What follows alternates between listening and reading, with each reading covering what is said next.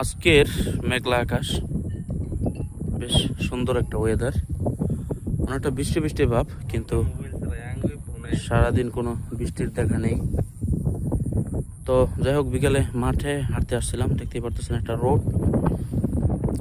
তো এখানে বিপত্তি পাচ্ছে এই ড্রেনটা নিয়ে, এটা বেশ অনেকটা গভীর, অনেকটা বিচি টাচিং অবস্থা আর কি, মানে বিপদ সীমার উপর পর্যন্ত লঙ্গি উঠাইতে হইব, যার কারণে আমরা এই রিক্স একদমই নিচ্ছি না।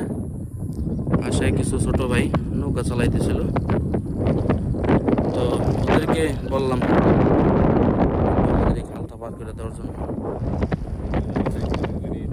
তো যাই হোক, ওরা অনেকটা বলার পর রাজি হয়েছে, কিন্তু প্রচন্ড বাতাসের কারণে ওরাই আসতে পারতেছে না। ডিঙ্গি নৌকা,